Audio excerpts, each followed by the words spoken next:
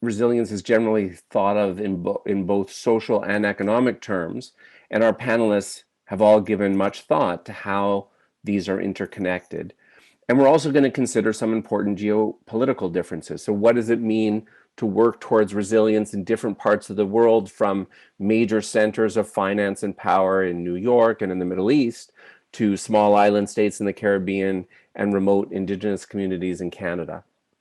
And as mentioned throughout, we're going to be exploring the pandemic crisis and the various responses to it from different perspectives, but also how the COVID emergency relates to other crises, both social ones like inequality and environmental ones like climate. For all of us who think about these crises, especially climate, the pandemic, we know, may be but a taste of things to come.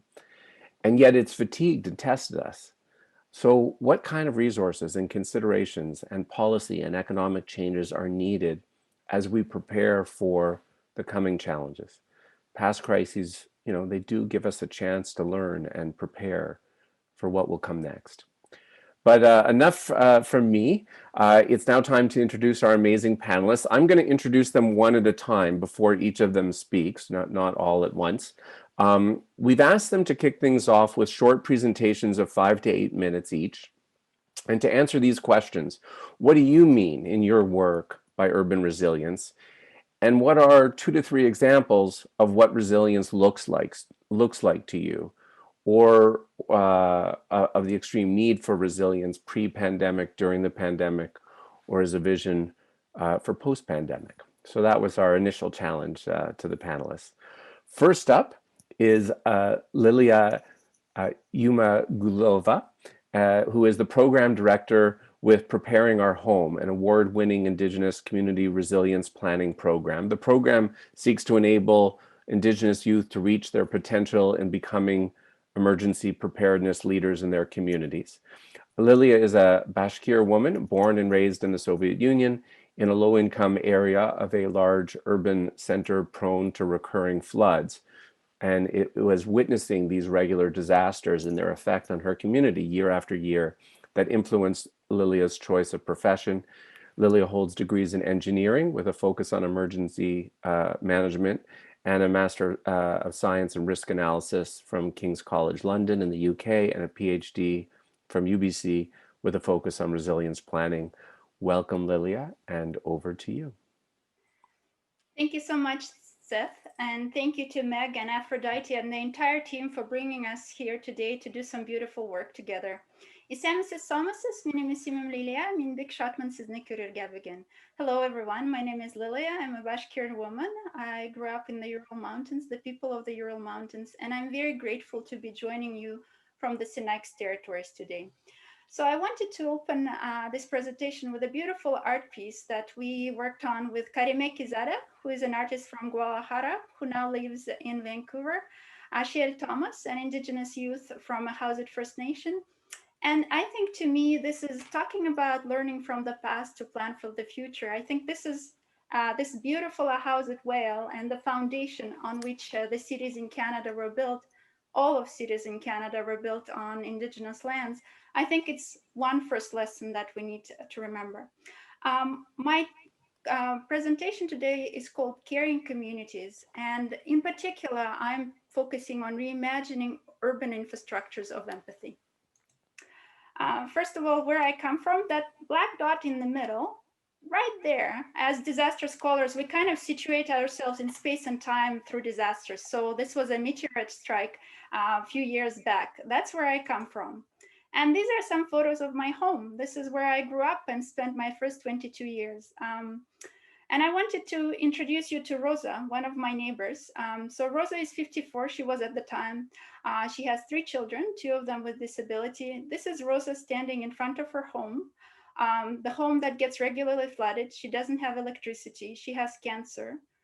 When the flood came, she put all of her dear belongings on top of the roof of her shed, but the clearing team came and took it all, and she was left with literally nothing. So this is my lesson number 1, the dark side of resilience. When we talk about resilience, it's not just the people that are resilient, it's the oppressive systems that maintain control of their brighter, more resilient futures that are also really resilient. So let's remember that.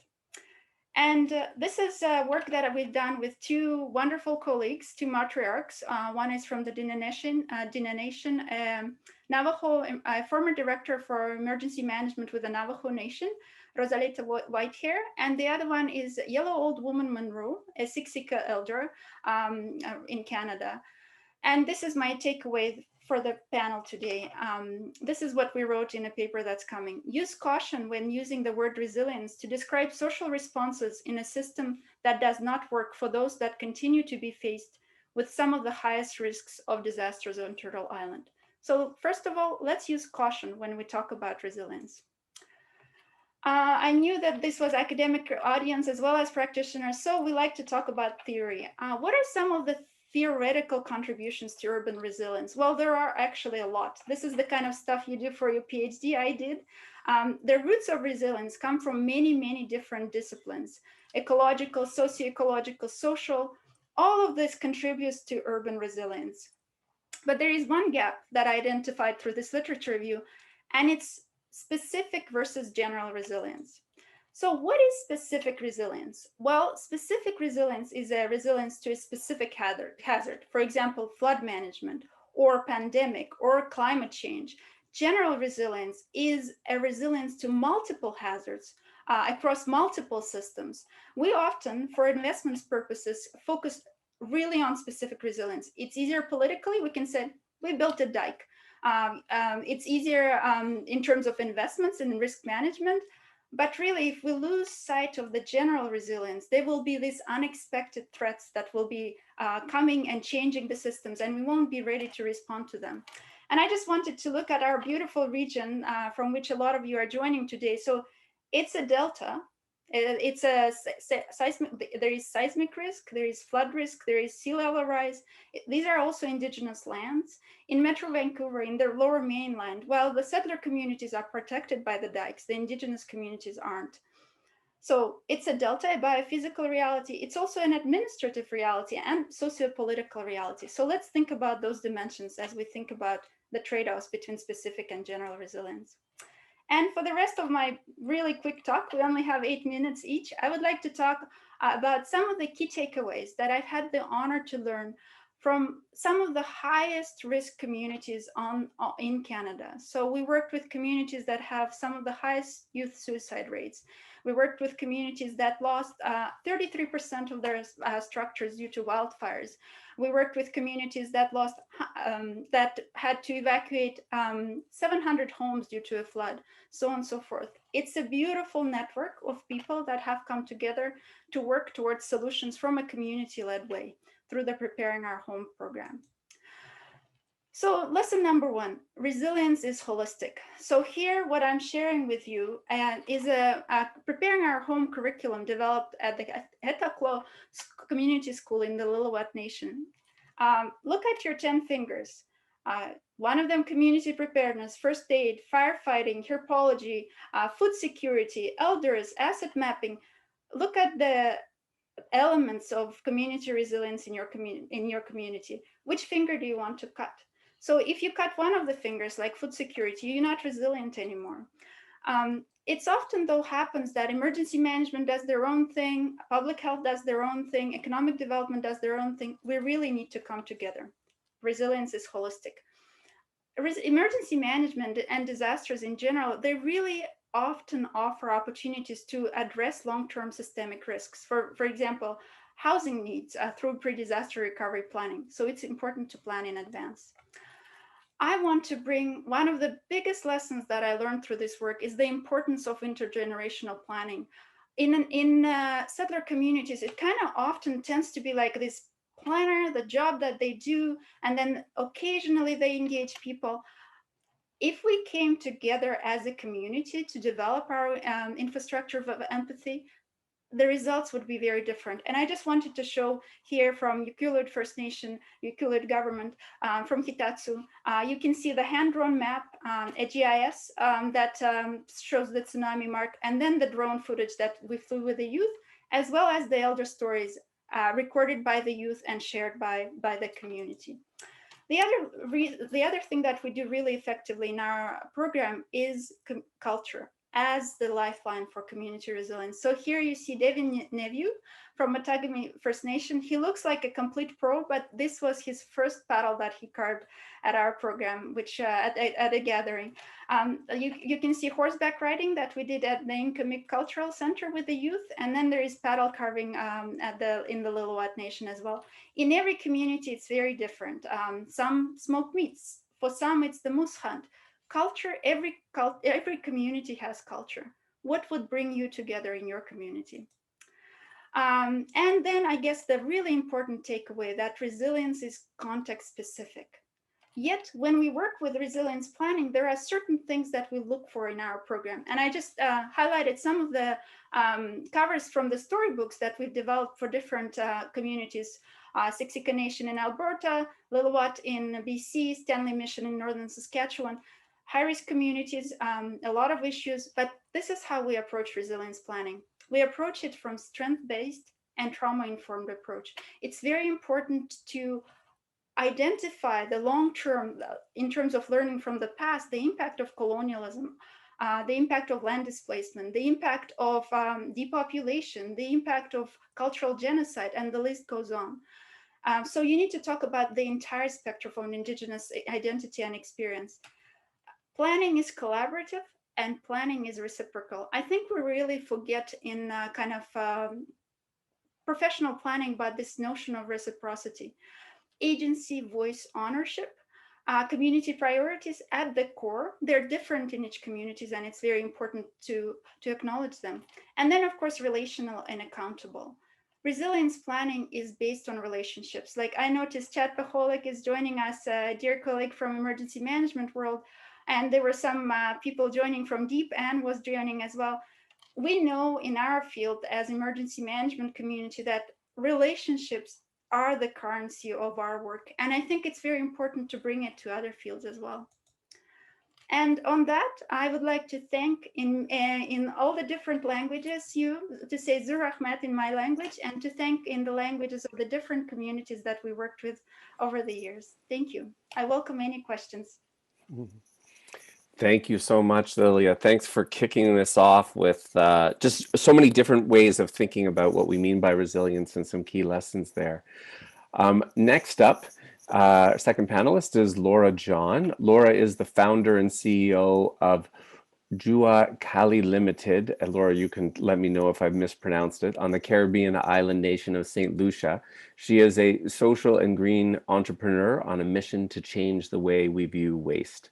Jua Kali provides sustainable resource recovery and circular economy solutions to address waste management issues in small island developing states.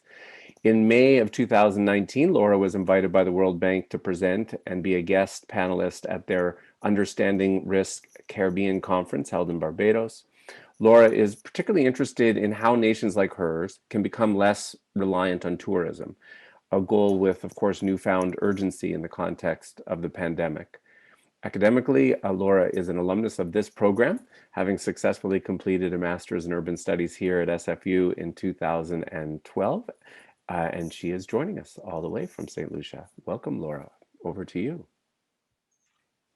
Thank you very much, Seth. And thank you to the entire SFU team for having me.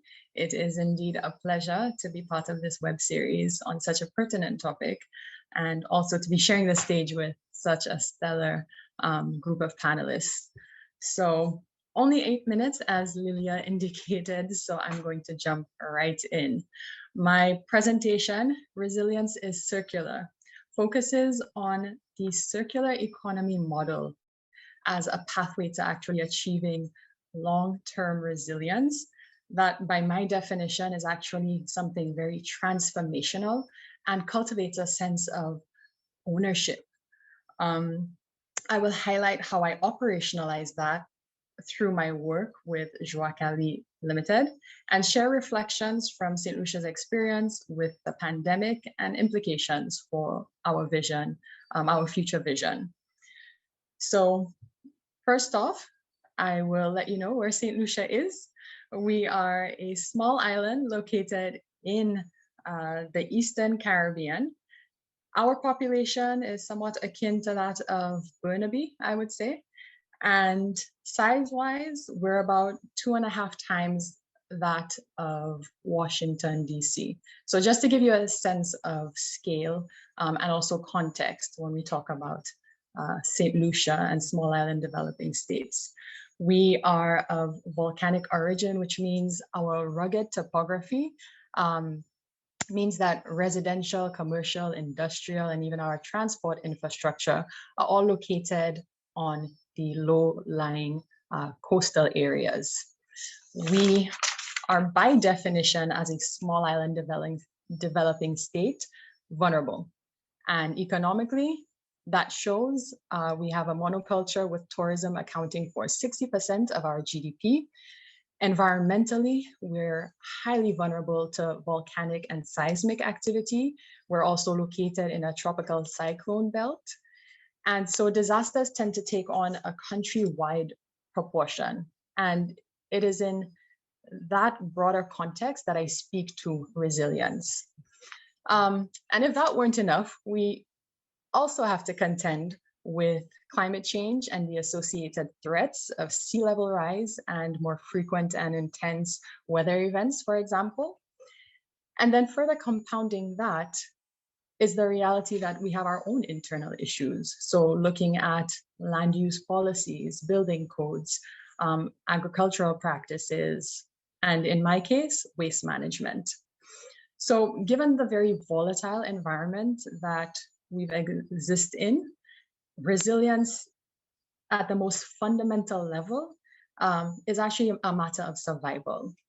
And we have historically focused or expressed this resilience by focusing on adaptation and restoration of our physical infrastructure. And more recently, this has evolved to developing financing mechanisms such as disaster risk insurance. And while I will state that all of these things are necessary, I would still consider it quite reactive because we are becoming increasingly good at responding to the consequences of essentially a system that is effectively broken. And so for me, a circular economy model actually offers that systemic shift away from our current destructive manufacturing and globalized model, and gives us an opportunity to actually create an economy that maximizes our finite resources, respects the limits of nature, and creates opportunity for even business and the economy because we're leveraging those materials and seeing them as valuable and wanting to make them last for as long as possible and be useful for as long as possible. And even when they come to their end of life, instead of being discarded, they actually become an input into other biological and technical processes. And those are the principles of a circular economy that, for me, if we transition in that direction, we have the possibility of actually creating an economy that is better balanced, that is sustainable, that provides secure livelihoods, and that actually helps mitigate risks from future crises like this pandemic. And so this is why, for me, resilience is all about closing that loop and making that transition. The work of my company, Joie Cali Limited, focuses on the disposal side of this loop. We're a social and green enterprise, and the work that we do can be summarized in two areas that we focus on. First and foremost, we're looking at creating those ecosystems necessary to actually give value to those, what I call secondary raw materials, other people might call trash, and actually give them life and see how they can help invigorate and pioneer new industry and micro enterprise, especially in a small island context. And we've piloted everything from collection platforms, doing a pop-up depot, collection platform for the recovery of recyclable materials like plastics, glass, and metal. Seth, could you go to the next slide, please? Thank you. And the one after that, sorry. And in doing so, just in a series of 33 collection days, we've been able to collect over 50 metric tons of material that we've been successful at exporting to Honduras, where there's a recycling facility that actually makes plastic products from 100% recycled materials. In order to support these ecosystems, though, the other aspect of our work focuses on developing knowledge products. So we've created activity booklets for students so that we can introduce concepts like resource recovery, circular economy, and start changing that narrative around waste and to see it as something valuable. We've created toolkits for hotels to help them eliminate single-use plastics from their properties. And most recently, we've conducted waste audits to help fill the data and knowledge gaps on plastics and its effects on our marine environment, and to get a better understanding of the problem we're actually trying to solve.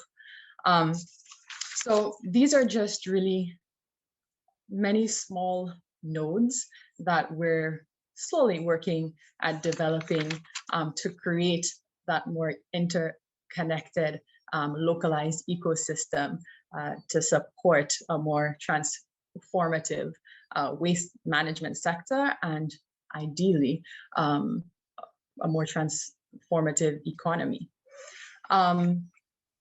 Like most countries around the globe, when the pandemic hit, it crippled our economy because, again, like most governments, we closed our borders and shut down our economy.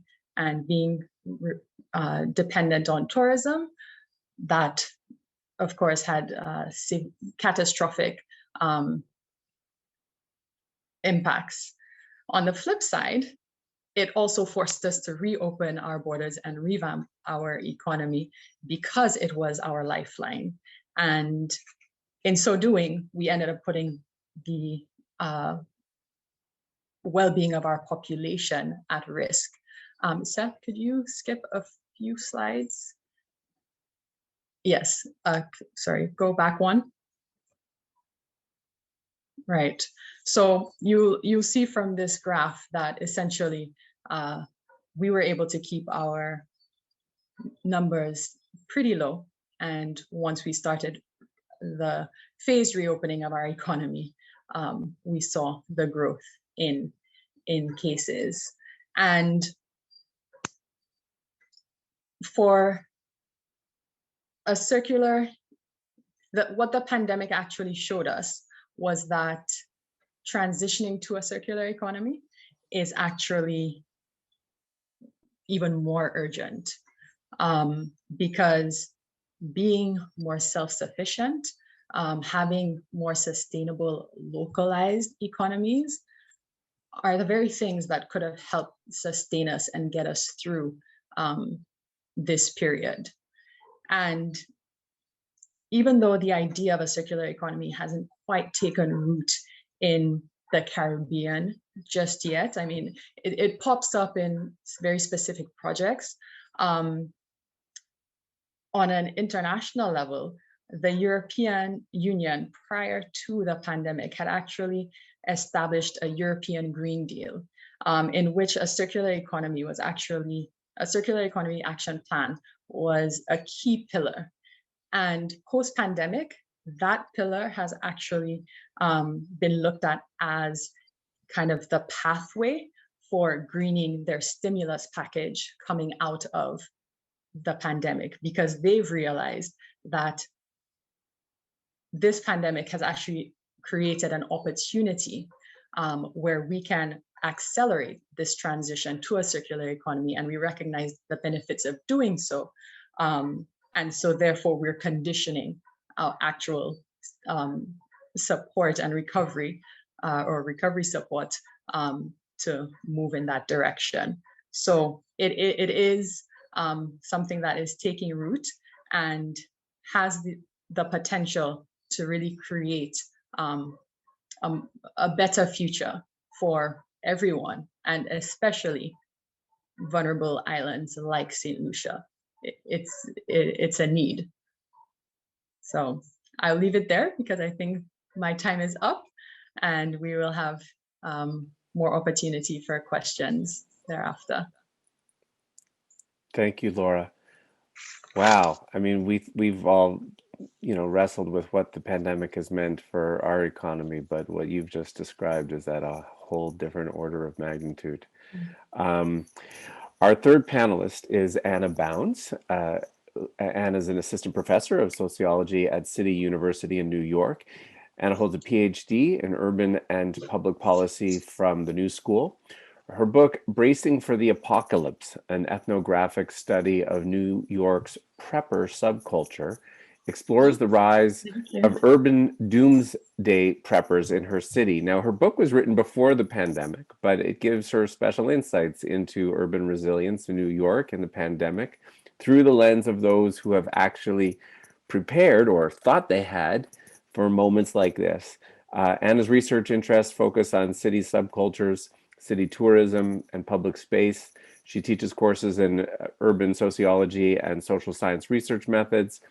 And she has been, her sheltering in place hobbies include analyzing the books and photos displayed by others during virtual meetings, half-hearted decluttering, and daydreaming about pet ownership. Welcome, Anna, and over to you. Thank you so much. I'm really looking forward to. I'm really enjoying the presentations. This is just. I'm so glad to be here. So let me go ahead and hit my start button on my, because I'm a little bit worried about time, but I'm sure we'll be okay. So my talk today is titled "New York Street Smarts and Survival Smarts During the Pandemic: Preppers and Community Resilience." So I'm kind of excited to talk about what the preppers are doing right now, because it's interesting because my book actually ended on day 5 of the start of the pandemic in New York. But before we get there, first I would like to thank SFU, or the SFU Urban Studies program, and SFU Public Space for making space for us to have such an important dialogue tonight. As we move forward toward recovery from the pandemic, building not just better, but building more justly, we're called to consider exactly what we've been talking about right now: urban resilience, the core of urban resilience. What is that? For me, that core of urban resilience is love. Today, I'm taking the advice of Professor Meg Holden, and maybe Governor Cuomo too, as I'm claiming my love for my city and my people, and thinking about how we move forward. This evening, we're talking about the power of love. This evening, we're talking about how the power of love can sustain our cities throughout a period of tragic change. Tonight, I'd like to share the resilience highlights of my research on New York City preppers and their love of the New York community. And it's interesting because there's going to be a lot of intersection in terms of resilience as context dependent and general resiliency versus specific. So what is prepping and who are preppers? And let me go ahead and move and begin to share my screen, and we'll get started. Okay, all right. So who are preppers? Let me go ahead and move to the beginning.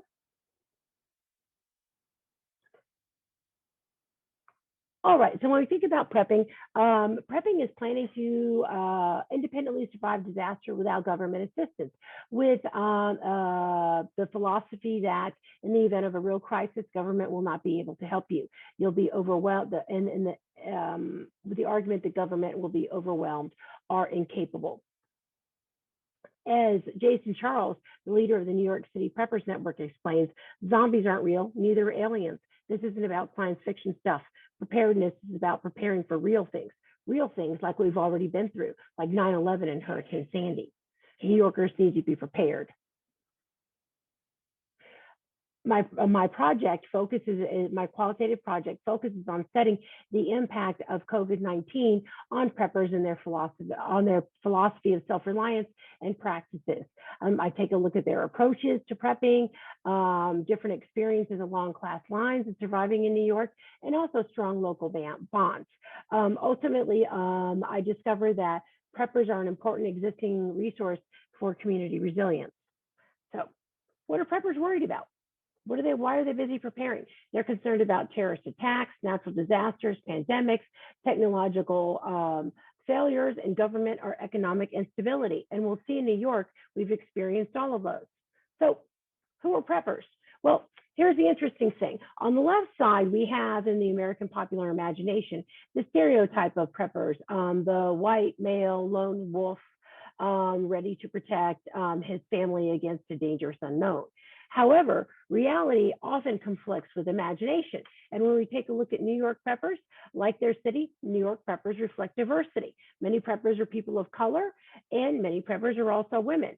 As explained by Inshira, an African-American female prepper, that cowboy idea doesn't apply to everyone in prepping.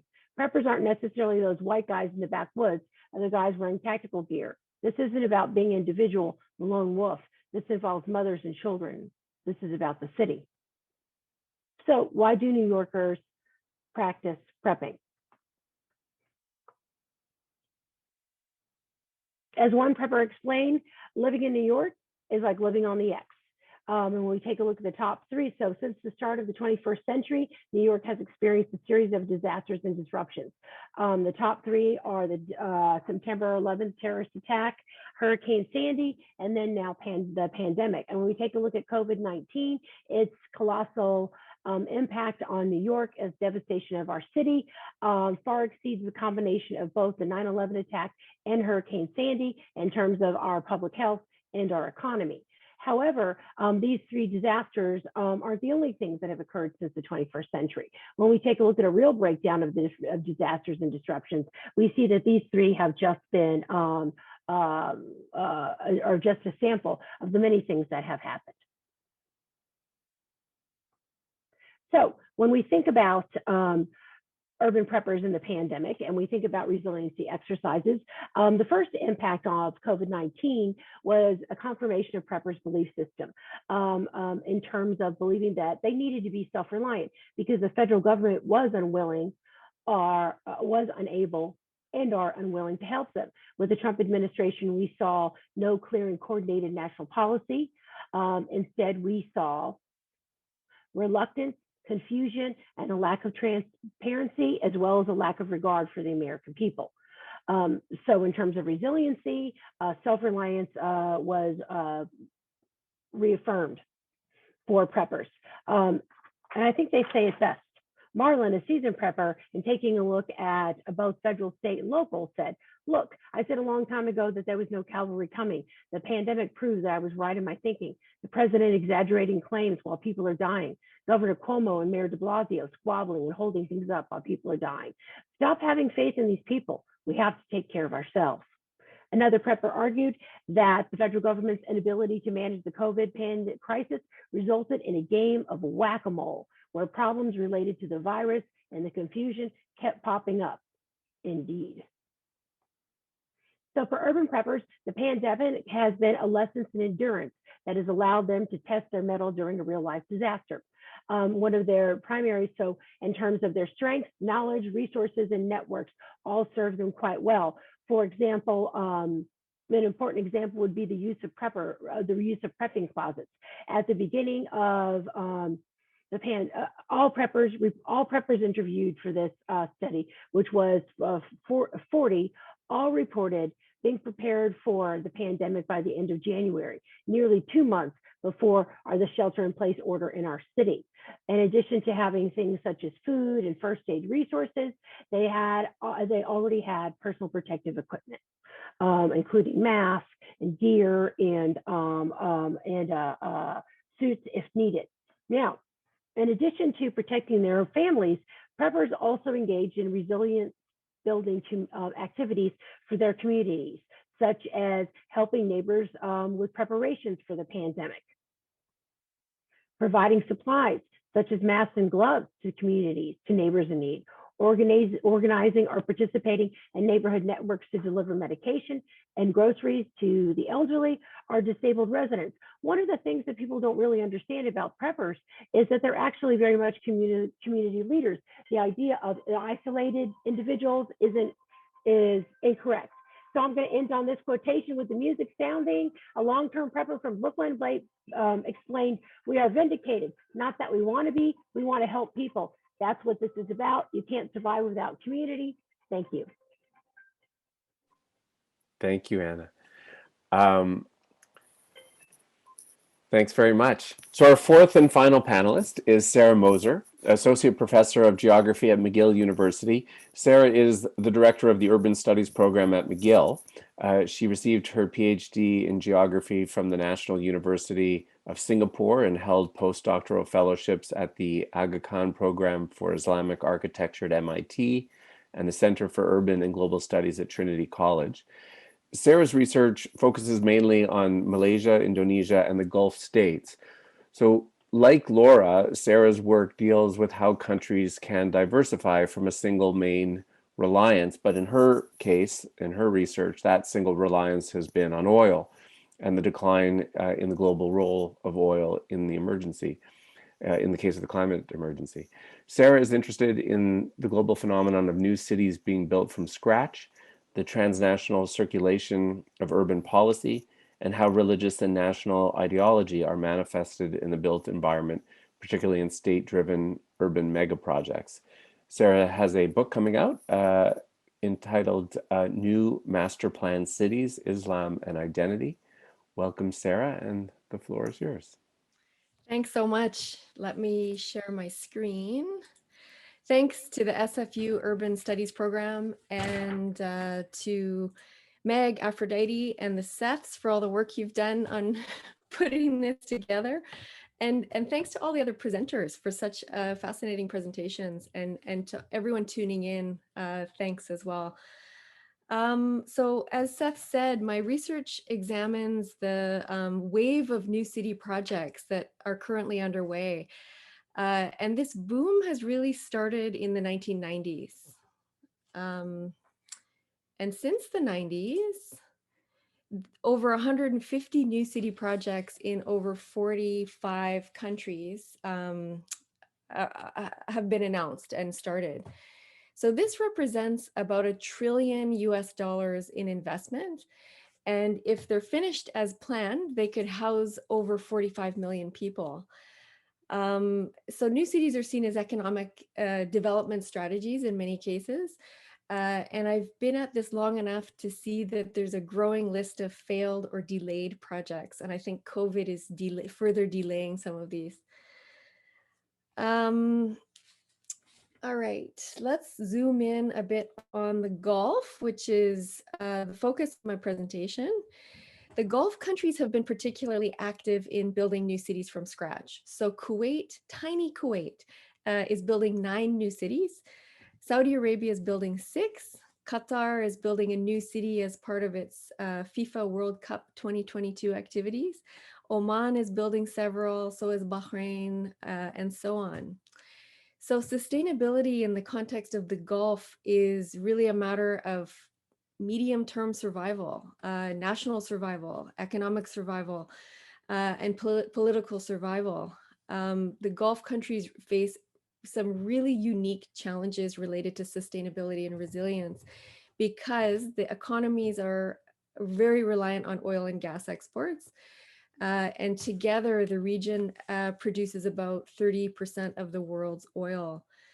So some of the Gulf countries have the highest CO2 emissions per capita in the world. So there's some particular challenges in addressing this and becoming more sustainable. And similarly, Gulf states are among the world's largest per capita consumers of water. And this is despite being the world's most water scarce region.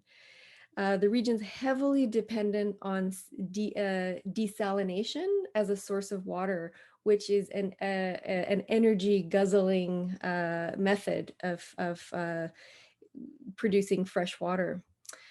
The region is also very vulnerable to climate change. It's already incredibly hot, and if it gets much hotter, it's going to be dangerous for human health, even more than it is now.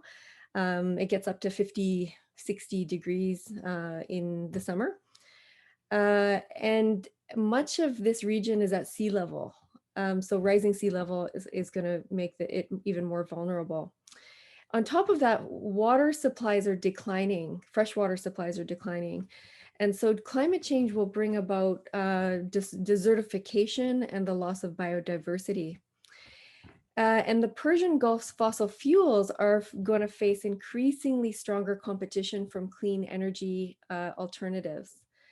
So all of these broad crises really overshadow the pandemic to a large extent. So the Gulf states are currently devising all sorts of unique solutions, largely funded with oil money, and often on a monumental scale to help them transition away from oil. So in the past, you can sort of see the contrast here. This is in King Abdullah Economic City in Saudi Arabia, where it's extremely harsh desert. There's no source of fresh water except from desalination. Yet it's trying to be a very lush and verdant city. You can see the sprinklers are on all the time. And so in the context of water coming from desalination, we have to ask the question, what is a green city? And then the sort of lavish water features that you find in a lot of Gulf cities. This is just one example from Kuwait City at the National Theaters. Okay, so in the past 4 years, there's been a really heavy investment in solar power, realizing that changes are coming and trying to anticipate these changes and reduce the consumption of oil. The Gulf states have plans to encourage active transportation. They're constructing metro systems from scratch. And then another key strategy that I'm focused on today and in my research are the new eco-cities being built from scratch with new green industries that will help transition economies away from oil. So these are sort of ostentatious spectacles of sustainability that announce to the world a shift in priorities. And I have 3 examples from the Gulf. The first one is Mazdar in Abu Dhabi. And this was intended to be the first carbon neutral city in the world. And it was to rely solely on solar energy and other renewable energy sources, and was designed to be totally car-free and function as a research hub for green energy. But one of the selling points of this project was that it was close to the Abu Dhabi airport, and it sought to attract this global jet set. So there are a lot of inherent contradictions in these, even in these green eco-cities. They modeled this after some, traditional Arab cities where they have very narrow streets. So there's a lot of shade and whatnot. And you can see these sort of screens are to protect buildings from direct sunlight. Okay, another project is the Sustainable City Dubai. And this is maybe a more modest effort. This is more of a neighborhood scale project. Dubai had one of the largest ecological footprints in the world 10 years ago, and now it's trying to have the smallest in the world by 2050. So Dubai is famous for summer temperatures that reach 50 degrees, and they're also famous for really ostentatious recreational pursuits like indoor ski hills, and they're famous for burying coral reefs in order to create artificial islands for luxury real estate. So the Sustainable City project is trying to, be much more efficient and recycle rainwater and waste. And it's trying to produce more energy than it consumes with, as you can see, solar panels are everywhere. And Dubai more broadly is building a giant solar plant and aims to get 75% of its energy from clean sources by 2050. So just to put it in perspective, we're looking at Greater Dubai, and the sustainable city is that little tiny red dot. So it's not a huge project relative to the size of the city. Okay, and the final project I'm just going to introduce very quickly is the Line in Saudi Arabia. This is a project that was announced just about 2 or 3 weeks ago. And it's a 170-kilometer long linear city across the desert in the northwest of Saudi Arabia. So the project promotes itself as being this carless belt of communities for about 1 million residents.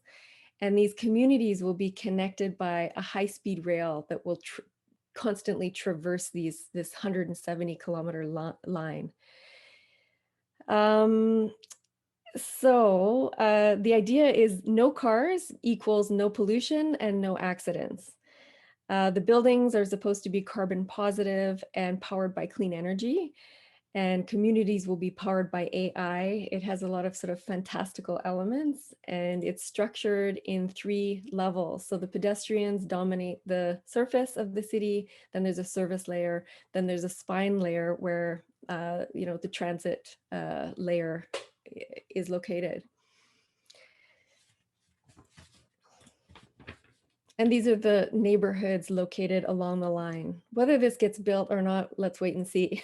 So I want to just draw attention again to the water issue. Water is a really pressing concern. And despite all the sustainability goals, these projects have golf courses, which use a tremendous amount of water and resources. And of course, it's desalinated water. Another concern that I have is that many of them are built at sea level or on the sea on artificial land. This is a particular project in Kuwait called Sabah Al Ahmed Sea City. And it's a series of canals tunneled 6 miles inland, so everyone can have waterfront property for their villas. So this is what it looks like. So by my calculations, of the 150 new cities underway right now around the world since the 1980s, about 30 to 40% of them are built on the sea. And I'm going to end here with a quote from Rashid bin Saeed Al Maktoum, the Emir of Dubai.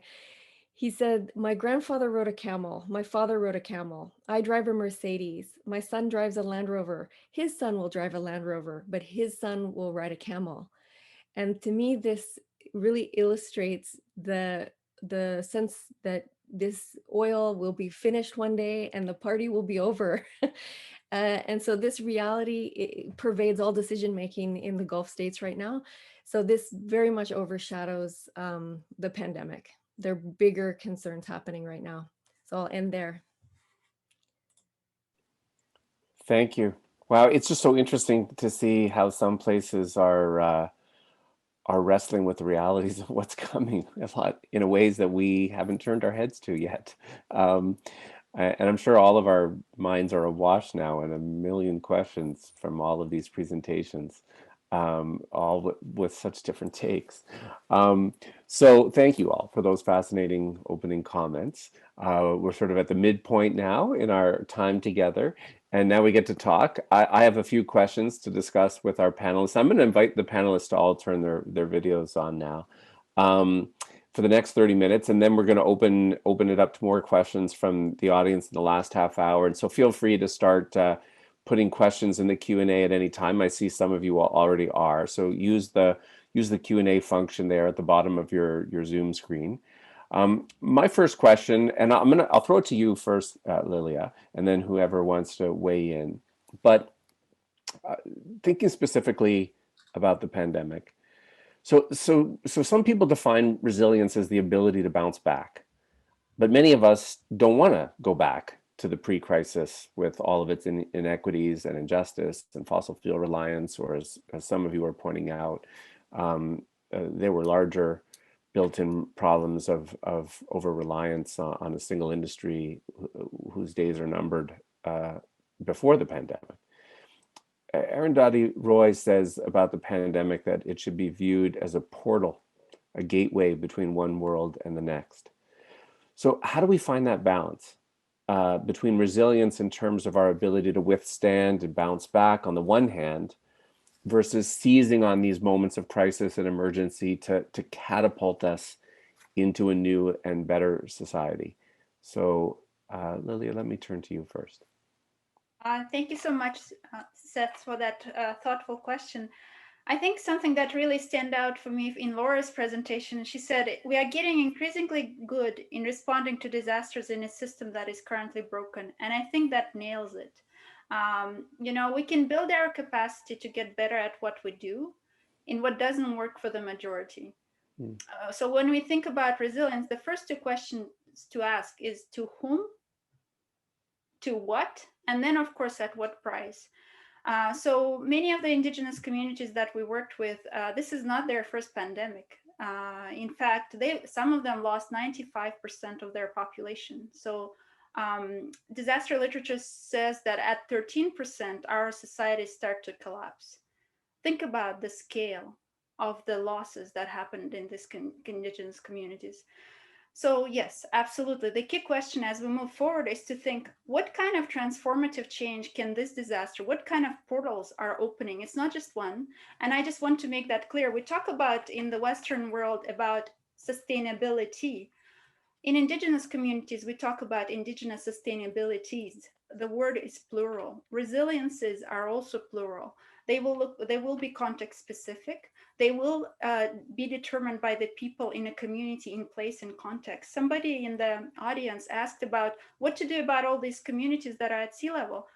When I work with the indigenous communities that are at sea level, whose lands are eroding, whose lands were reduced by 95% smaller by colonizers, and where they were placed on the lands that the colonizers didn't want, often in a floodplain, a swamp of sorts, a wetland we call them now, at sea level.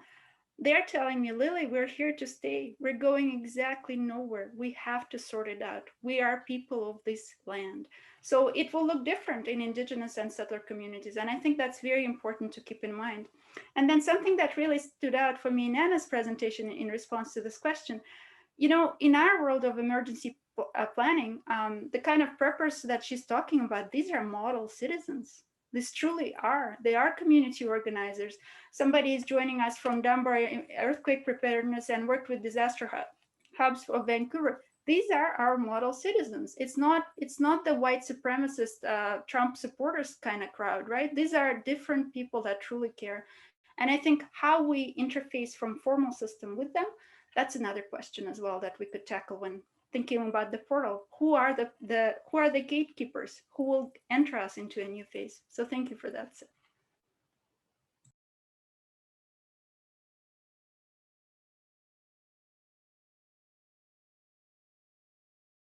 Seth, sorry, your mic is off.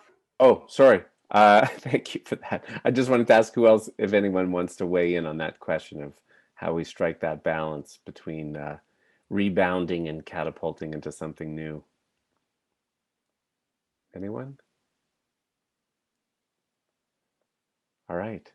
I want to bring a different question then to well, I guess to Laurah and Sarah. So both of you are describing places that are heavily reliant on a single sector, and now, I mean, Laurah, in your case in particular, you were already wrestling with this question of how do we become, I mean, we all know that the less diverse a place is economically or otherwise, the less resilient it is, and you were already on that, and then you had this pandemic hit that literally shut down the source of 60% of the economy. How do you think, what kind of lessons and conversations are happening at the societal level about how what comes after this is going to be different? I know you're working on it with your project. What's the conversation like at an island level? Thank you, Seth. It's definitely brought the focus back to the idea of diversifying our economy, which is not something new. It is something we have spoken about over successive government administrations. And we know that in theory, that is the answer, or at least part of the answer. But it seems to be a challenge in terms of how do you actually diversify? And I'd go a step further in saying that diversification in and of itself isn't sufficient if it still falls within the same paradigm of an exploitative system, because you can have multiple revenue sources and, you know, build up your agricultural sector and your fisheries sector. Our fisheries sector is currently oversaturated because we are a small island.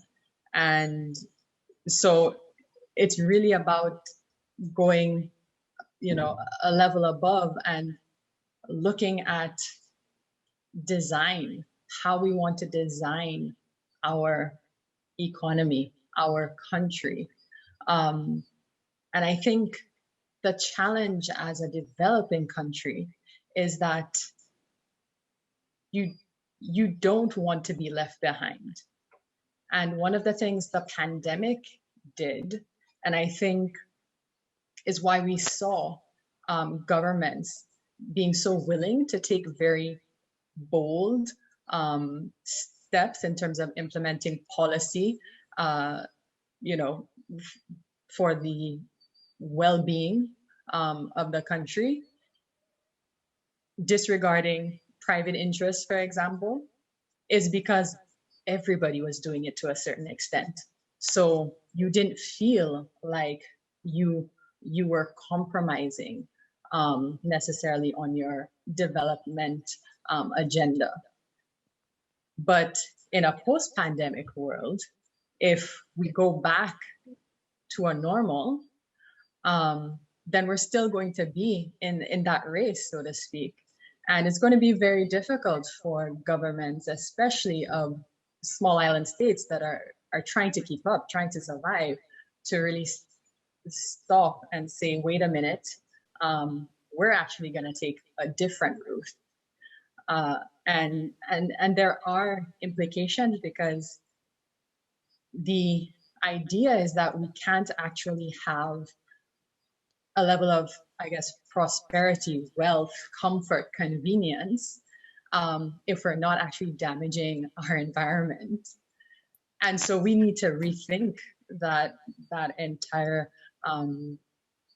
paradigm, as I said, and consider, well, could it be possible? And what could that look like? And so when we're developing our national strategic plans and visioning plans, which St. Lucia is actually in the process of doing, that's really the opportunity where at the design level, we can actually say, okay, we can challenge these assumptions.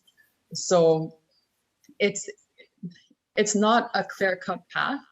It definitely takes a lot of courage wading into an area that we don't have a lot of examples of what that looks like in the new world, because our examples of sustainability and self-sufficiency are looking back at very traditional communities. And for a lot of people, that is oppressive, to think that that is where we have to go back to in order to save the planet.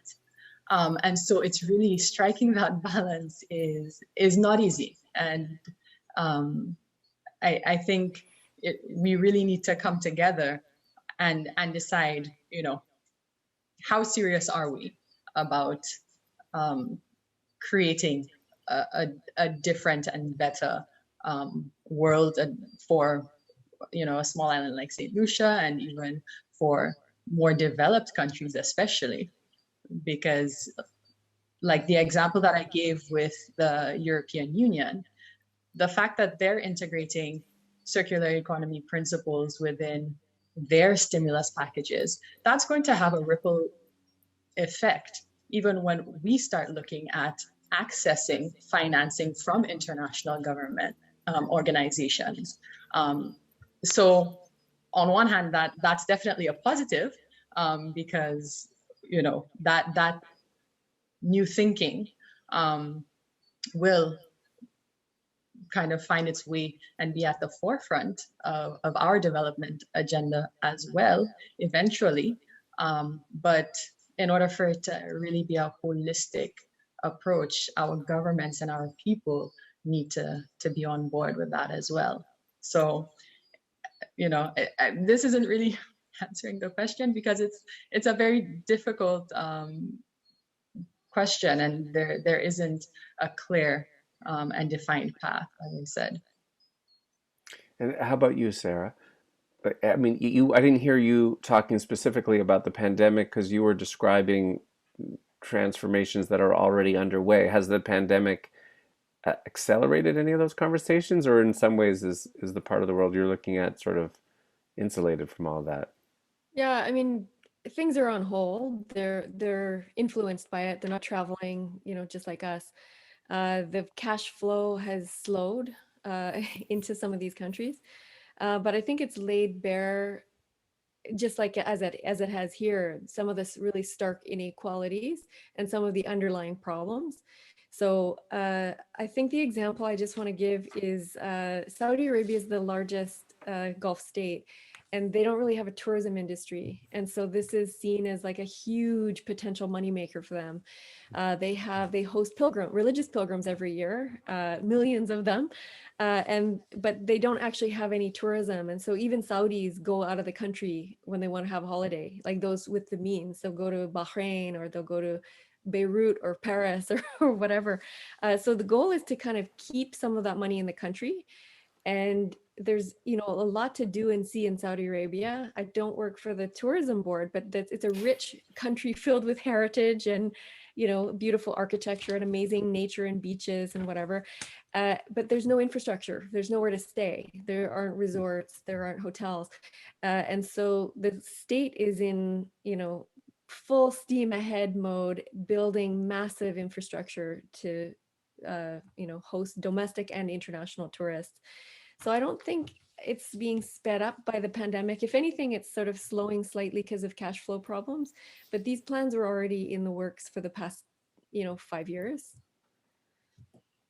I want to throw a question to you, Anna, from your presentation. Like your presentation, I'm wrestling with your presentation because you know you're looking at these preppers who in some ways were ready for this in a way that a lot of us weren't, and have something to teach us.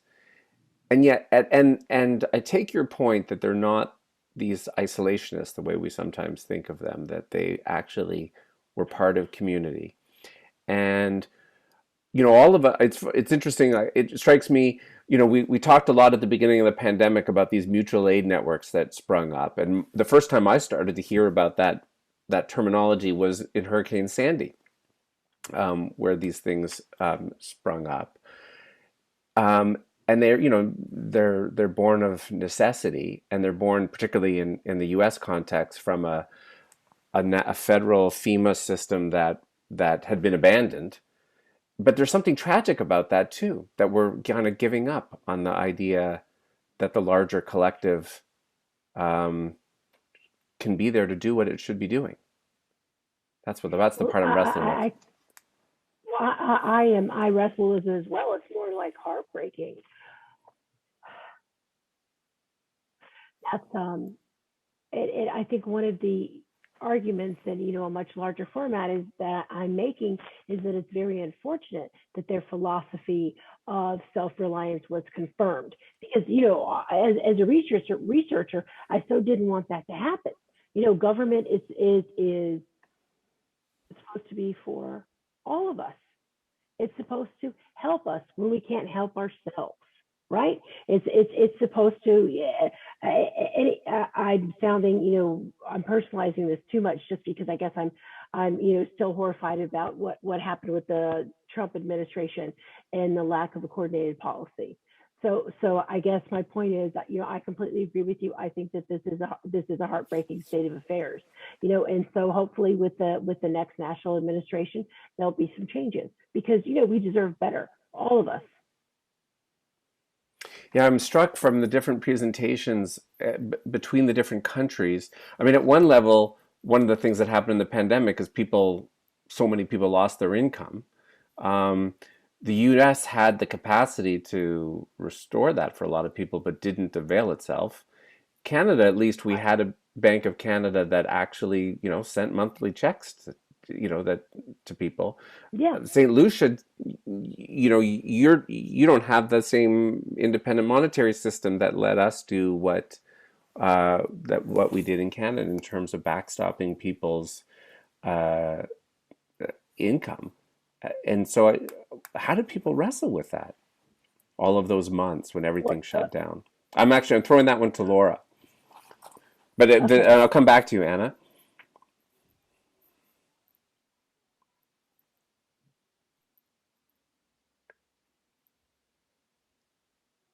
You're still muted, Laurah.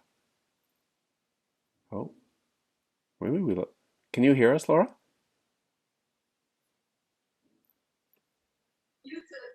Oh, I'm all right, sorry we about got that. you. We got you. There were too many windows open. I was actually trying to respond to a question. In terms of we were able to provide some level of support in the initial stages of our shutdown, from food packages to vulnerable communities, and to actually providing some level of income support. So, and I believe we are going to see a second kind of phase of that income support. Was it sufficient? Probably not. And the reality is, and having worked in social protection in St. Lucia, a lot of people who need the assistance are not formally registered in the national databases. And so the people who truly need the help don't actually have the ability to access it unless they are willing to integrate themselves into a more formal system. Even among business owners, especially small business owners, vendors, they are often not registered with the National Insurance Corporation. And so their ability to access benefits during this time as well was compromised. So in some ways, it did actually create an opportunity in terms of trying to mobilize specific target groups to actually register, and that in and of itself then helps protect them in the future. But it was very difficult, and it's why the government had to make that decision to open up the economy, because you have over 9,000 people directly employed with tourism, and then the indirect employment rates can bring it up to 60,000. So that's a lot of households depending on that one sector. So you really didn't have a choice. And so then it became a matter of, how do we manage the virus? Because it's going to come in, because we had acknowledged from very early on that it was through visitors, returning nationals, that the virus was getting into the local community. So that's when those systems really needed to be very robust to try to minimize spread, quarantining, etc. Yeah, I don't envy the choice, though. That was hard. Anna, I think you were trying to weigh in on that other question. Yeah, in terms of subsidies, we're talking about economic assistance in terms of the pandemic. But I just wanted to point out, here in the United States, we have the pandemic, but we also have a huge which wasn't handled very well, and which is resulting in the turning away from faith in government, which is, the heartbreak that we talked about earlier. But, the pandemic, we also have people in Texas now dealing, with a huge climate change crisis. Like, for example, on a personal note, I have, I was actually born in Texas. I have extended family members there. And, I have several family members who live in different parts across Texas who were using snow for drinking water, still are, and some people who are running out of water and food and have yet to receive any assistance at all. So I think the tragedy with the American government isn't just talking about subsidies, it's talking about a whole variety of supports at, at basically all levels of government missing the mark. So I was just kind of trying to link all the different issues. Yeah, thank with. you. Thank you. Yeah, and there's going to be more of them. I mean, in my own book, I was pulling all these stories from the Second World War. The thing about crisis moments is that they can bring out the worst in people, or they can bring out the best. And sometimes we surprise ourselves by becoming more impressive in tackling these things than we would have expected before we hit them. I think a lot of people feel that way. If you had asked so many of us 12 months ago if we were capable of changing our lives the degree that we have, most of us probably would have said no, and yet here we are and we've done it. So we tend to think about resilience as a response to these natural hazards or those kinds of emergencies, but what have we learned through this pandemic? I'm going to start with you, Lilia, but I'd really love to hear from everyone. What have we learned through this pandemic about social and economic resilience and the fact that everyone's capacity to withstand or respond is so varied, and in the communities you work with, what are some examples of where people have kind of surprised themselves by actually how well they've responded? I think one really strong message that came out of responses in Indigenous communities is that ethic of care and kindness and empathy. And I think what's beautiful is that communication and messaging is really strongly also manifest now in public health and emergency management. We really are looking after each other better, or we could be. And I just wanted to challenge your, Seth, the kind of notion of the government must, the government this. If we look at statistics in Canada, and we're fortunate to have this data, so we had a survey on emergency preparedness and resilience done in Canada in 2016. And 37% of Canadians turned to family members, 24 to neighbors, and a friend, 15. Only 15% turned to government services, first responders at 9%, police 9%, or provincial government at 5%. So what in a case of emergency? So what we see here, the closer the government, the more you turn to it, but really it's your neighbors, it's your networks, it's your family that you turn to. And that same happened in First Nations communities, where some communities are operated like large families, the food drop-offs, the kind of the color-coded windows, I'm okay, I need help, urgent help, and so on and so forth. So there were many, many beautiful stories that came out of it. And also unintended consequences. So if you talk to some of the kind of long-term climate change people that are working on that in communities, they had major staffing issues. When CERB came out, they were just unable to hire people to do the work because now there was free money, right? So, so there is always unintended consequence, however well-intended your policy is. And I just also wanted to highlight something that the terms that we use, Anna used in her presentation, natural disaster.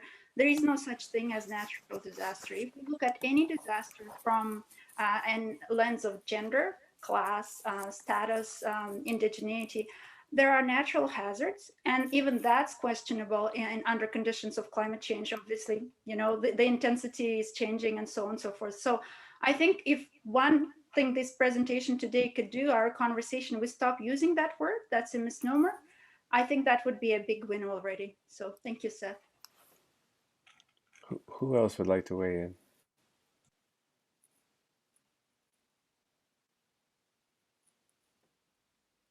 Okay, Sarah? I mean, I'm not based in the Gulf, but I have some anecdotes, and it's not, I feel like Debbie Downer, but there's some really disturbing things that have come out of the pandemic that are embodied in sort of nationalist policies. So, for example, Kuwait has a program, a Kuwaitization program, that's generally trying to hire Kuwaitis over foreigners. So fair enough. We also protect Canadians by prioritizing the hiring of Canadians. So I'm not critical of this, but the way it's been done has taken advantage of the pandemic. So when schools and offices have been closed, a lot of foreign workers, like school teachers who live in Egypt or other surrounding countries, they went home. And while they were home, they were told that they cannot come back, that their jobs have been filled by Kuwaitis and their visas are canceled. And they have apartments, in Kuwait that they can no longer access and they can no longer enter the country. So there are a lot of stories like this where there's sort of this rising xenophobia and intense nationalism, ethno-nationalism that's really, really put foreign workers in a vulnerable position more than before. Do you think our sense of, maybe the answer to this really depends on all the different parts of the world you all study or know, but do we come out of this pandemic with a improved sense of social solidarity, or is it more tattered? Or maybe it's both.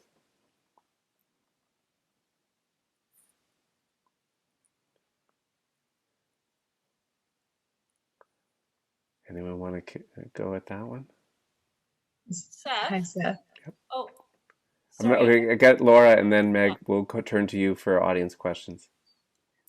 Sorry, I just wanted to clarify. When you say solidarity, are you speaking at a global level or a national level? Or I had meant more sort of at a community and national level, but now that you raise it, you got me curious.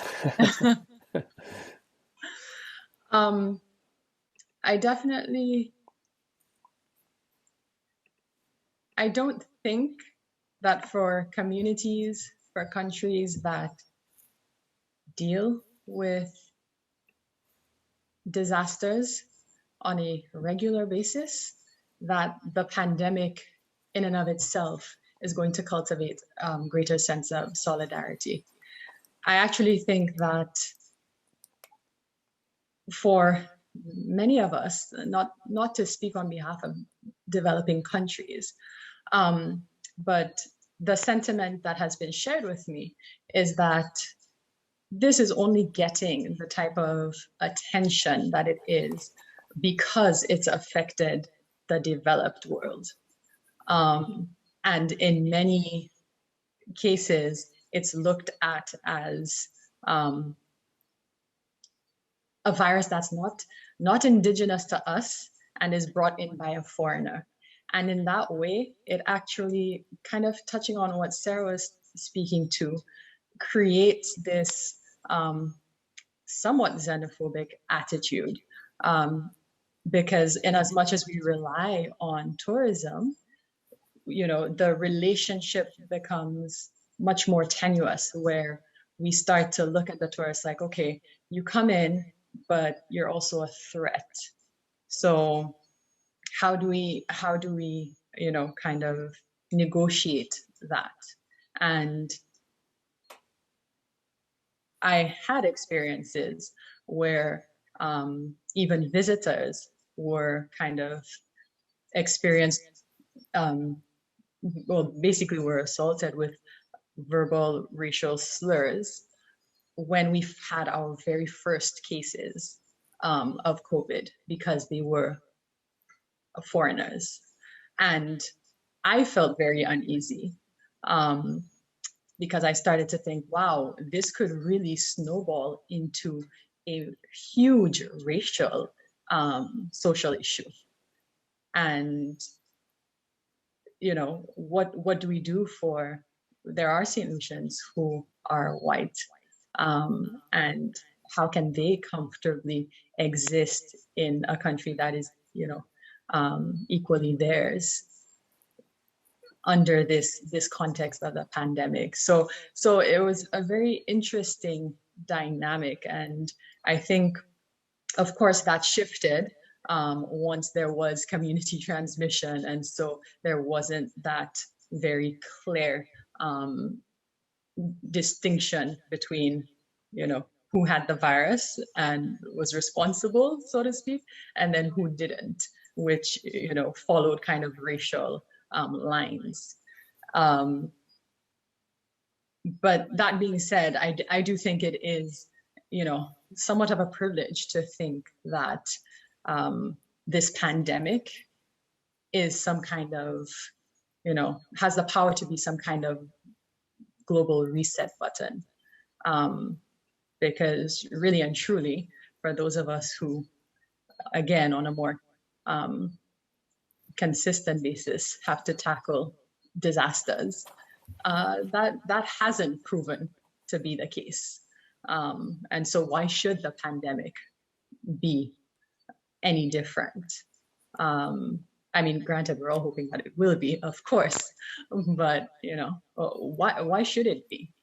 Mm-hmm. Meg, I think you're hoping that you're urging us to move to some of the audience questions now, and I haven't done a great job of tracking the Q&A here. Do you want to? It's not an urge. It was just, I was wondering if Laurah Tate, who asked an interesting question relevant to the discussion that you've been having, if Laurah wanted to unmute herself and ask her question. I think if I get the gist of it, she was kind of maybe answering your rhetorical question, Laurah John, by saying what's different is that people like us, thoughtful people, let's call ourselves, in the developed world are nervous. They're sensing this instability in a different way, and that some of these lessons might cause big players, big actors in the global economy to look to places that have been living with instability for a longer time for some different kinds of solutions. But Laurah, did you want to unmute yourself and maybe ask your question? Laurah Tate? I saw her show up for a moment there, and then she disappeared. No, she might have stepped away. But anyway, I don't know if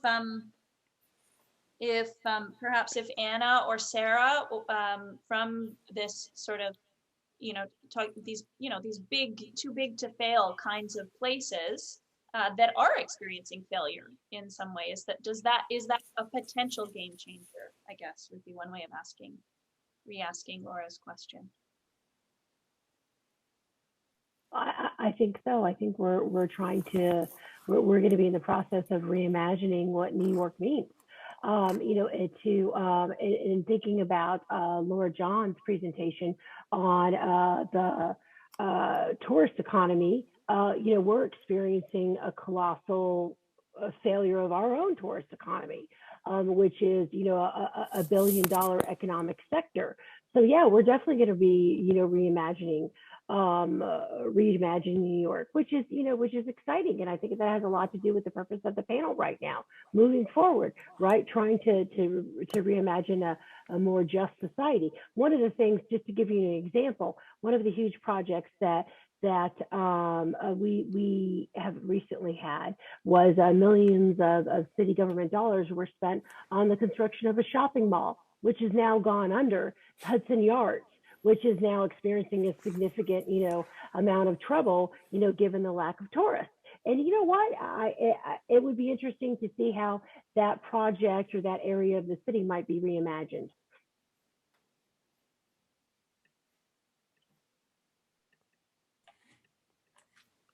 Thanks. Go ahead, Sarah. I think that Laurah Tate had flagged her concern about sort of the geopolitics and stability of the Gulf and sort of what comes next after oil, something related to that. Yeah, I mean, I think the quote I showed at the final slide of my presentation alludes to this: few generations of Mercedes and Land Rovers in a region that's traditionally not organized around nation states. So these are a fairly modern construction, and it could easily revert back to smaller parcels that are not don't have the same borders. And Saudi Arabia is sort of held together with the magic glue that's called oil.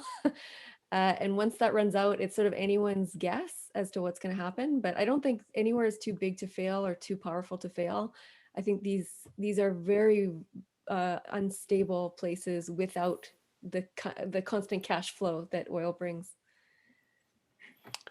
I wouldn't mind. I want to try to inject a little, well, maybe optimism, maybe you think it's Pollyanna, but I want to throw something out there and then see what you think, or you can feel free to disagree, the panelists. But when I'm thinking about what are the takeaways for all of us out of this pandemic experience as we now look ahead to the need for climate mobilization and climate action.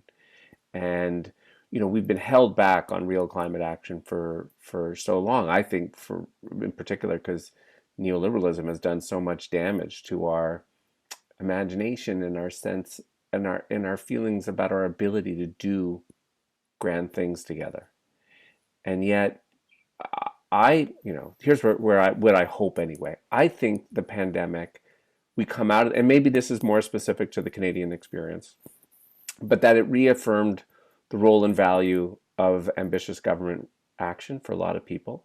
We saw, I mean, if you had said to me 12 months ago, are there people at Finance Canada and the Bank of Canada who could quickly pivot and create the wage subsidy and the CERB program, with the speed that they did, these audacious programs, paid for, to the tune of $5 billion a week, I would have said 12 months ago, no, that there was no one home who thought that way and who was capable of that. And I would have been, and I was proven wrong. It turns out they were there. Like this whole experience, both, so at this national level, it's reaffirmed the role of value in public services, particularly health services. But also at the local level, it's reminded us of our mutual reliance, and we've seen these incredible displays of social solidarity that a lot of us can relate to. I mean, my gosh, I know my neighbors much better than I did 12 months ago out of this whole experience. So I think, I feel like social solidarity, at least in our country, is probably at a generational high. And that there's this new spirit of cooperation and cross-partisan cooperation and national cooperation. We have newfound respect for scientists and scientific evidence and health professionals. We all have a greater appreciation of the value of relocalizing the economy because we kind of get now how vulnerable we are to supply chains in this globalized environment. And we want to be more resilient to those kinds of disruptions. And, you combine all of those lessons, those are actually good ingredients for what we're going to now need to do on climate. Feel free to agree or disagree. I mean, I'm probably overstating some of these. Go ahead, Lilia. Thank you so much, Seth. I think it's important to end on a positive note, although I'm a pragmatist. So I wanted to highlight a few things that are coming out. And as researchers, we tend to be evidence-based. So when when somebody did a survey in terms of what's important to Canadians right now in this COVID situation, the youth said climate change. So those people are not distracted right now. So mobilize, invest, engage the youth. I know there are several planners on the call. Do it seriously. Do it in a way that really authentically matters. Elevate their voices. So that's number one. There were quite a number of questions on infrastructure. And as an engineer, I love to talk about that. We've done things in the past that have built-in resilience. We built the bridges 1 meter higher to include the variance for climate change when climate change wasn't a big deal back in the 80s. So we have done things in the past. We built modular resilient systems and so on and so forth. Redundancy has become a bad word in the neoliberal world. It's a good word. The other thing is resilience is a child of hardship. Those people melting their water in Texas, they are resilient. They're just not used to it. But Laura's people and my people have been surviving with whatever they had. The bricolage was our way. We had to survive because we didn't have much. So the camel, that's also resilient. That's culturally appropriate, right? So let's just think about it. What is the price of comfort and what is the price of resilience, right? And as we move forward, let's just kind of keep that in balance. Maybe we have to lose some comfort to become resilient. Thank you. Mm-hmm. Thanks. Sarah? I wanted to go not last because you want to end on a positive note. So I should go now. I just think that there are lessons to be learned in my field. So I'm not talking to Canada, the Canadian context, from the 2008 global economic crisis. And from that came 60 new city projects, and many of these driven by the private sector. And so we're looking at like another massive recession where governments will be broke around the world at every level, national, provincial, local, for years to come. And so we're going to be, our resistance to these kind of projects is going to be weakened. And I think that we're going to see another proliferation of private sector driven new city projects or urban developments, much like we almost got one in Toronto, the Quayside project, which is a Google project. Microsoft is building projects. You know, the tech companies are coming out of this way stronger, and they're going to make a move, I think. I'm gonna weigh in myself on this. Look, I don't dispute. It's always the case that of moments of crises that can go either way. I think that's always been true, and we've got plenty of history to show us how, you know, you get these capitalist disaster responses to moments of crises to privatize, as you point out, even entire cities. Um, but when I think about what's going to emerge from this pandemic, and you say everyone's going to be broke. I actually think it's the opposite that's been proven. What we've seen in terms of the fiscal response in Canada actually just laid bare what was possible all along, in response to homelessness and poverty and climate. Like they just showed us, as they did in the war, that in an emergency, actually, they can find the money. And now we just have to keep holding them to it.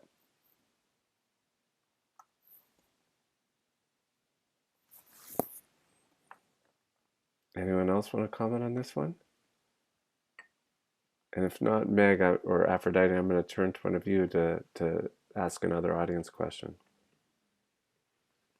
There is a question here at the top of the list about sea level rise.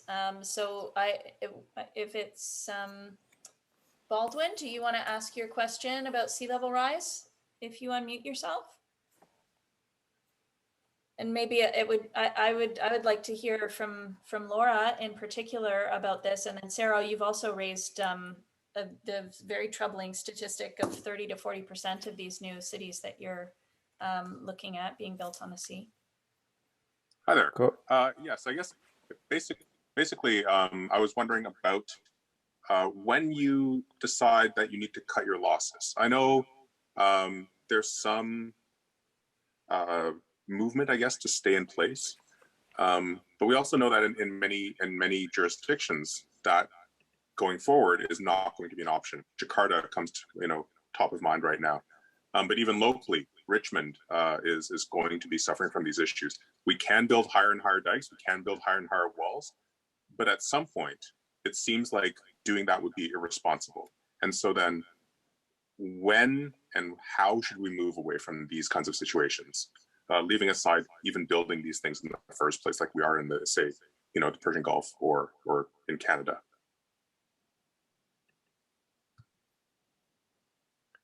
Laurah or Sarah? Here, thanks, Laurah. You got it. Thanks, Baldwin. some islands, especially more so in the Pacific, that are already experiencing some severe impacts to sea level rise, they are already aware that their populations are going to be some of the first climate refugees. And so it is a reality for them that the development path now needs to actually look at where do we call home? What will become our national identity, our cultural identity? Because we know that our home will not exist in 30 years. And in those cases, I mean, I think it's pretty clear that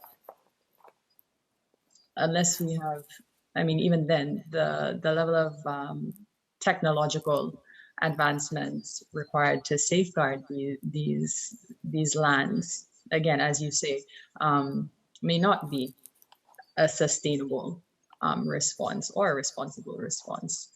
And so that brings in some very interesting geopolitics.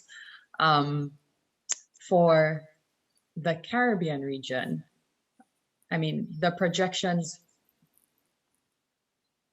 I can't say, well, yes, I can't say haven't been as severe because we're not talking about, you know, losing islands within the next 30 years. We're not.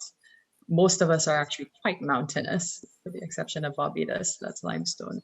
But so we do have that option of retreating further inland. And actually, without climate change, that has actually been the migration pattern within the island, because that's where the affordable land is.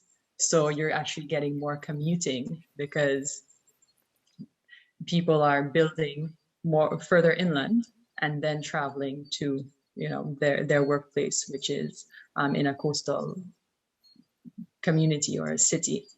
I can't say that we have actively taken on any kind of major engineering feats to start combating or mitigating the effects of sea level rise. We've looked at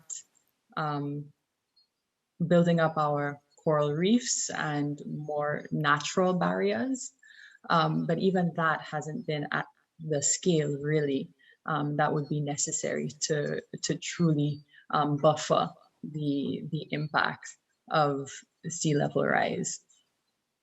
But I do think we are lucky enough to still have a little bit of time, again, in comparison to our Pacific counterparts.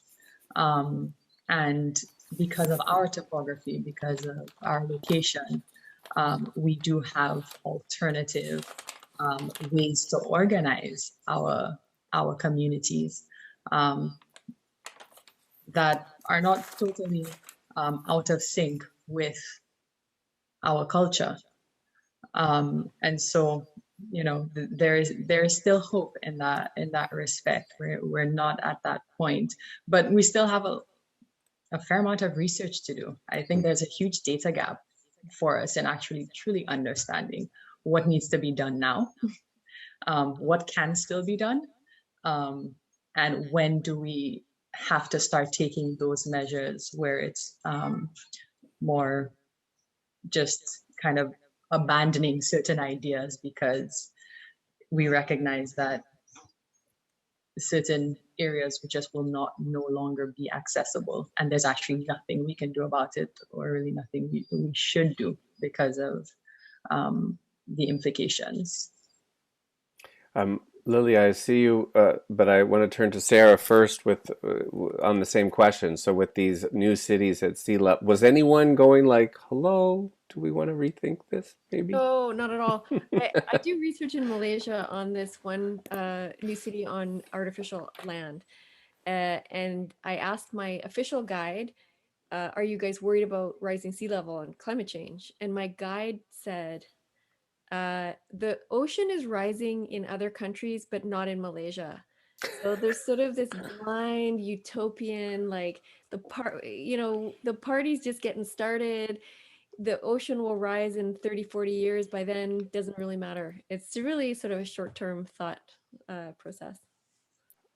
Meg, I think we probably have time for one more question from the audience. Is there one that you want to There call is, on? yeah, the next one would be from Virginia McDonald. So Virginia, if you'd like to ask your question, it's about these, these teams, the volunteer disaster response teams that came out of the Occupy movement. Anna's been looking very intensively at teams, community, sort of communities of difference, but organizing around this disaster response, and about the bonds, the special kinds of bonds that those teams create. I don't know, Virginia. Yeah, I'm here, but you just expressed it really well. Thank you. And is there somebody that you wanted in particular to answer that question? Oh, not necessarily. I'm just really interested in the roles that structured governments, or the ways in which structured governments can better access and collaborate with existing community organizations and groups. And encourage. So rather than either thinking of this either or between government and these mutual aid networks and disaster response, how could they better team up is what I hear you saying. Yeah, yeah. Anna, do you want to weigh in on this? You're muted still. Sorry, I was busy replying to questions in the chat about the rich, and let me just address that in terms of people being very wealthy and breaking links with the urban poor. And unfortunately in New York we do see that. We see a significant drop in the population of the wealthy in Manhattan right at the start of the pandemic. People went to second homes, or people sometimes went into various areas across the country. In terms of, and I'm sorry, if you could reframe the question again for me a little bit. Virginia's question, comment. Well, she picks up a little bit on what you talked about with response to Hurricane Sandy, and she was asking about some of the volunteer responses that came up that kind of were born out of Occupy. But she's asking whether or not there's better ways in which government can actually support these community disaster response initiatives. Well, actually, I was just responded to someone in chat about this. One of the interesting things that New York did was shortly after Hurricane Sandy, or actually September 11th, they funded an organization, a volunteer group, and trained them to be volunteer responders and across the boroughs, which was a fantastic role that the local government could play, and helping people from first aid to helping people reach out to mental health counselors, and all sorts of things. And I think the pandemic but unfortunately that program was cut. But I think that we need to continue with it, and I think that there needs to be the pandemic has shown some expansions that we need for the program, such as a lot of immigrant communities really struggled with getting accurate information about the pandemic. So that would be an important resource, an important way of something that needs to be addressed. You started off responding about, I think, to John about inequality and the 1% and that kind of stuff. I saw that too in the Q&A, and it's interesting to me in my own study of these war lessons. In the First World War, there was this rampant profiteering, right? It undermined social solidarity, it undermined recruitment. At the beginning of the Second World War, the government was very cognizant of this, and they knew they wanted social solidarity that it was important for the mobilization that needed to happen. And so they brought in, our first major income support programs in the war, unemployment insurance, the family allowance, and they increased taxes on the wealthy. They brought in an excess profits tax. So the kind of profiteering we've seen in this pandemic was illegal in the Second World War. And that was consciously done as a way of trying to build more social solidarity in the face of a crisis. I'm looking at the time. I'm gonna see if any of the panelists have any final comments they just want to offer before I throw this to Meg to close things up. Anyone? I just wanted to thank everyone, for such an engaging discussion. Lots to think about, and I appreciate the sense of community and social solidarity that we've all exhibited in thinking about the future. So thank you. Thank you. I don't see any hands. I'm going to make one final comment too, and then Meg, I'll turn to you to close things up. This has been really interesting. I've learned a ton. It does strike me that there's one important difference in the pandemic from so many of these other crises that we've experienced and think about when it comes to climate. And that is the things that we were called upon to do in the pandemic are anathema to all of our social instincts. We're told to isolate, to stay home. And that's hard. And it produced the sort of COVID fatigue phenomenon that many people have talked about. And the one bit of good news when we think about the kind of what we'll be called upon to do now in the face of climate and other crises, but climate especially, is that we're called upon to do precisely the opposite. We're called upon to get out there and do something grand together. That's a bit easier. That's a lovely, hopeful thought to end on, Seth. Yes, I have wondered myself what that moment is going to look like when we all feel convinced enough about herd immunity to rush out into the streets and hug our neighbors again. Let's hope that does happen. I'd like to thank you, Seth, for the expert moderation and for bringing your own thoughts into the conversation. Thanks very much, Sarah, Lilia, Anna, and Laurah for joining us this evening. Thanks to our friends at SFU Public Square for making it smooth for us as well. And thanks to our participants for all of the great questions and comments. It's a tough conversation, but I really appreciate the opportunity to have it this evening with you. It takes a little bit of my social isolation away, at least, hopefully for you too. Please do join us again for our next and final installation in the Pandemonium series, taking it to the streets on March 24th. And actually one other thing that's happening in relation to that event is that there's a call for photograph submissions. So please take a look at the deadlines coming up soon in a couple of days. Hashtag 2020 in 3 words. Thank you very much, everyone, and enjoy the remainder of your evening. Thanks very much for joining us from across the world.